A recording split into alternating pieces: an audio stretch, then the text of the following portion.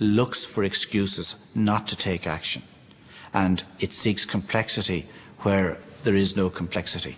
And we found that very frustrating, that they were not showing any evidence of enforcement activity. Even when action was taken, it was often inadequate. After concerns were voiced about 100% mortgages, rather than ban or restrict them, the regulator simply told banks to marginally increase capital reserves. But the higher ratio that was imposed was just going from 4% to 4.8%. It looks very small, and it was a very small change. Housing researchers' staff say that 84% of these mortgages are now in negative equity. Failing to deal with consumer issues is bad, but far worse is the failure to enforce internal banking standards which safeguard the system. It wasn't a new type of banking in the way the British banks and the American banks and the Swiss banks were doing new things that nobody could understand. Everybody could understand what was going on here. The regulatory system should have had the information at its disposal to blow the whistles. It's actually strange that as the banks got more and more aggressive, let's say, in lending, as they got bigger and a more important part of the economy, as credit grew, regulation became light touch. My predecessor, or the regulatory system, did not, I think, appreciate the risks. It's not that they appreciated them and decided to do nothing about them. But Primetime can reveal that the regulator did appreciate the risk posed by Irish Nationwide's own funds investments, but took a relaxed attitude in enforcing its own direction.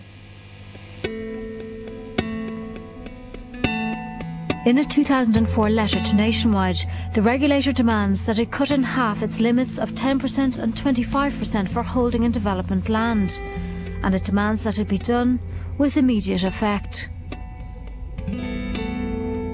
They actually did realise that the Irish Nationwides, and presumably by inference other banks' exposure to the property market, was very worrying. Despite telling Nationwide to take action with immediate effect, 5 months later, when Nationwide gave excuses for not taking action, another letter from the regulator politely asked it again to set out a timescale. That means that the financial regulator was a paper tiger, that the watchdog just didn't bark. Primetime has found other alarming evidence of regulatory failure. It concerns the controversial transaction that led Anglo to misrepresent $7.4 billion it transferred to Irish Life and Permanent and then received back again at its year end. It was moved as one thing from Anglo to Irish Life and returned to Anglo as something else. In other words, it was moved as an interbank deposit and it came back as a customer deposit. And Anglo then were able to present it as a kind of show of confidence in the bank, in their accounts. So it was again giving an absolutely false impression. Anglo's listing of the billions as a corporate deposit meant that it grossly misrepresented its worth to the Irish Stock Exchange. Yet before it was reported, we've obtained a report that the regulator's head of banking told Irish Life's financial officer last October that she was ringing to confirm the transfer had taken place, rather than to indicate any problems. The regulator has serious questions to answer, because if the regulator followed the transaction, it must have seen the fact that this particular loan was used to actually window dress the Anglo accounts. Minutes of a meeting obtained by Primetime also show that the former central bank governor and regulator were made aware of the transfer last October, when they knew Anglo was under acute liquidity pressure and should have ensured it was properly reported. That's very, very serious, and I think the investigation is going to have to ask the hard question of the regulator: why did they do nothing about it and allow it to go ahead in the Anglo accounts? An investigation into the funds transfer is now underway by the Garda Fraud Squad and the Director of Corporate Enforcement. The financial regulator has rejected any suggestion that it would give any encouragement to this type of circular transaction. This information adds to what the regulator knew about other Anglo dealings now being investigated. For example, the regulator also knew that Anglo offloaded 10% of its shares, which were held by Sean Quinn through stock market bets, so as to protect its share value. I mean, it is quite frightening that many of the practices that we know brought Anglo to its knees were known to the regulator. Primetime has obtained the record of the electronic funds transfer over 8 years from Irish Nationwide to Anglo to cover up Sean Fitzpatrick's $122 million in secret loans. They clearly show how staggering amounts moved into Sean Fitzpatrick's accounts at Anglo's financial reporting time, something disclosed to but not picked up by the regulator.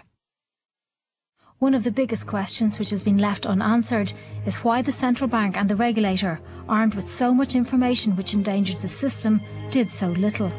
I've talked to a lot of observers of central banking and regulation around the world, and they've said, OK, the regulators didn't try to stop this, but if they had tried, would they have been allowed by the political system? Would they not have been edged out? Of course, they had the powers formally, but would they have stopped it? Everybody said that we're going to see a huge downturn in 2005, linking into 2006. They were entirely wrong. My view is there's not a great problem. State finances were set on a footing where it needed, as we've seen, needed stamp duty to keep happening, needed property to keep happening. So why then kick the bank that was actually funding these activities? I mean, the state policy was encouraging it. People who have a view from their political or economic philosophy that regulation is the answer to everything, I just don't subscribe to that. I think it's fair to say that enforcement has never been at the top of the agenda in the Irish context. What has been at the top of the agenda is the attempt to attract